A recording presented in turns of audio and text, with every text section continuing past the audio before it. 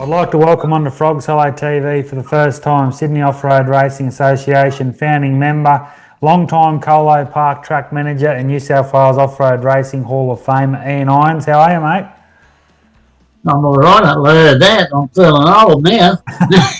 Feeling a bit taller. This weekend, Sora hosts the Tony Lia Colo Park Challenge, round 3 of the 2026 New South Wales Championship. It's shaping up to be a big one, mate, with 34 entries. Looking good, yeah. Looking good. And we've had a little bit of dampness running around at the moment, which will be setting us up nicely to keep the dust down for the night race as well. And that's coming together really well. Looking forward to it.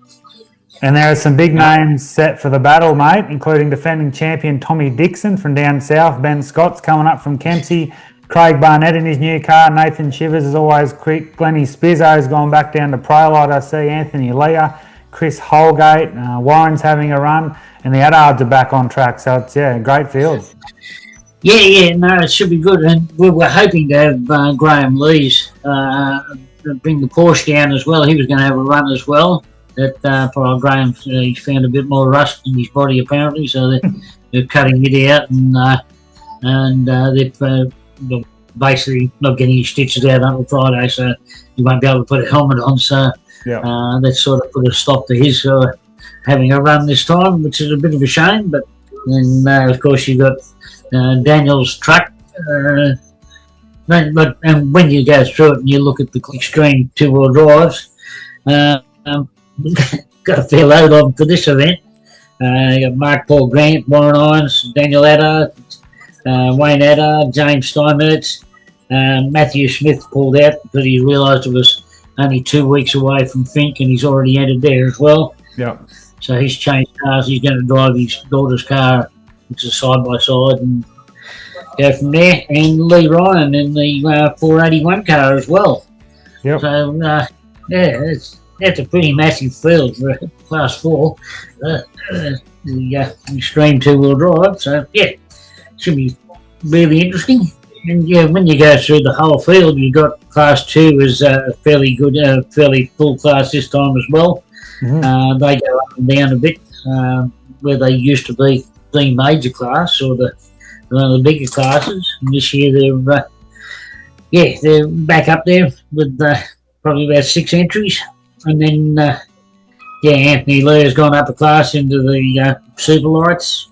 And you got Glenn Spizzo and Gerard Bowden in the next class up. And you got Craig Barnett, Benjamin Scott, Tom Dixon, and Wayne Murphy in the open ones. So Who's your tip for the weekend, mate? Have a stab in the dark. Who do you like? Jeez. I think Tom Dixon, if it stays together, is going to be pretty hard to beat. He's very consistent usually. They had a motor problem last time, I think, when they were over at down at Hillston, down at Hillston. They had a motor problem there, and that didn't do the motor a lot of favours. But and then Benjamin Scott, he's fairly well up there as well.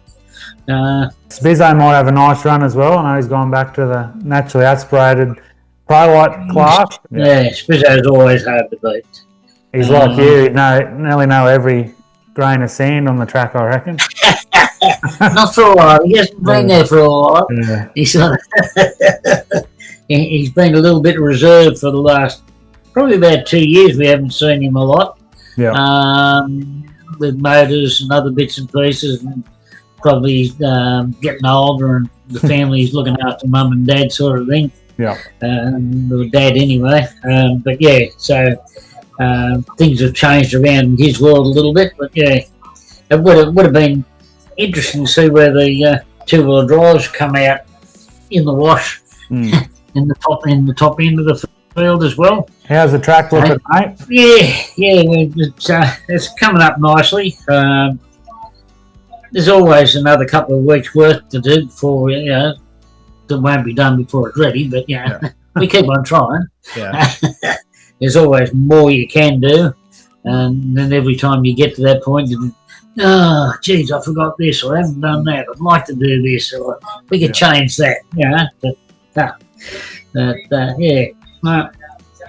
And again, the to suit some of the cars that we're looking at. You got some fairly quick cars in the side-by-sides as well there. Yep. When you start looking at that. Night section's back again, Ian. Always adds to the event at Colo. Yeah, we like the night section sort of. Well, I used to enjoy racing it. Some of the guys didn't. We had one of the guys that was in the club. His I think he had a bit of night blindness or whatever it was, so he obviously wasn't a great fan of it. But most everyone that has a go at it, they all seem to want to turn up and have another go at it. It's totally different to daylight, and it gives you focus. You're looking at the track. You're not looking at all the other stuff to distract you. His eyes forward in the night section, that's for sure. Yeah. You've been involved, mate, in off-road racing since around 1969 with the Colonel Dune Buggy Club down there. Tell us a bit about your history within the sport, mate. Where can I start? Well, just playing around with the guy next door, and then got into the Colonel Dune Buggy Club sort of by accident. And then we did one of those spot the thing rallies. And my wife, at that stage, wasn't my wife at that stage. She came with us, and we did really well because wherever they sent us I knew the track that they were driving on. So anyhow, I'd become involved with them over the time, and then we split away from them, or a group split away from them to become more area orientated with the Hawkesbury area and out west, and because most of our cars at that stage were coming from out west, and they weren't. Most of the guys in Cornell were related to the sand and stuff, but not anything else. And when the oil companies or whoever it was kicked them off the sand hills, they ended up going to have to find places to have a play. And one of the places they ended up with was across the road from where we are at Colo now. That wasn't there at the time, but we had the Sydney Club, or Sydney Off-Road Racing, which was Sydney Recreational Vehicle Association. Is that a mouthful? Big one. trying to keep track of Sydney Off-Road Buggy Club, and then Sydney Recreational Vehicles, and Sydney Off-Road Racing. So It's a mouthful. It's a mouthful. But yeah, then the Sydney Off-Road Racing ended up finding this place that we race at Colo Park now. And the Datsun Drivers Club used to own that, and they somewhere along the line we ran across them, and they asked, they organised races on there, and then we had some fairly big fields up there because there was no other off-road racing clubs in New South Wales, basically. Most of those have come from the Sydney Club, the Newcastle, then Hunter Valley. We started up the Hunter Valley Club. Actually, both of the Sydney Off-Road Buggy Club and the Sydney Off-Road Racing Club both helped set up Milberdale and get it all going. And then they started their own club from there. The same down at Griffith. We started the club down there. I started the race down there in the first place. Joinery Raper decided it'd be a good place to have a race down there, and rang us up, and between Bob Stansfield and all the rest of us, supplied all the officials and got the race going.